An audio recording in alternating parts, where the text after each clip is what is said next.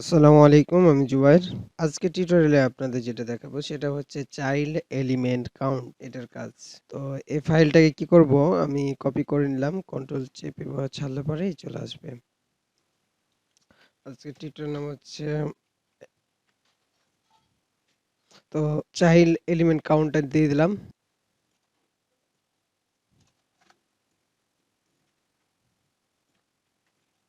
গো live করলাম। আর child element কাউন্টের জন্য আমরা কিছু চাইল্ড নিয়ে নিলাম। এরকম ভাবে ধরেন যে কিছু চাইল্ড এই ডিবের আন্ডারে এই যেগুলো দেখছি এগুলো সবগুলোই কিন্তু কি হচ্ছে চাইল্ড, তাই না? এই চাইল্ড গুলা নিয়ে নিলাম। নেওয়ার পর আমরা এটাকে ধরবো কিভাবে, আমরা জানি document dot get element by ID যেটা আছে সেটার মাধ্যমে আমরা এখানকার সবগুলোকে পেয়ে যেতে পারি। তো ওটুকুকে আবার আমরা কি করলাম, ওটুকুকে আমরা এই ভেরিয়েবলের মধ্যে রাখলাম। তারপর আমরা console.log যদি করি, এই ভেরিয়েবলটাকে আমরা console.log করলাম, তাহলে দেখতে পাবো যে এই যে পুরাটুকু সবগুলোই চলে আসছে, তাই না? এটাকে আর একটু ছোট করে নিলে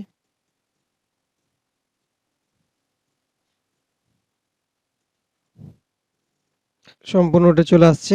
এখন আমরা চাইলে পারে, যেহেতু এইটুকু পেয়ে গেছি পুরাটুকু চলে আসছে, আমরা যদি চাই যে চিলড্রেন নিই ডট চাইল্ড এলিমেন্ট কাউন্ট যেটা আছে সেটা যদি দিই, তাহলে দেখেন এই যে এরকম দেখাচ্ছে। তো আমরা এটা উঠাই দিলাম, ঠিক আছে? এখন যদি দেখি এরকম আসছে। এরপর ডট দিই, তো এইটা কি করব, এখানে দিব চাইল্ড এলিমেন্ট কাউন্ট।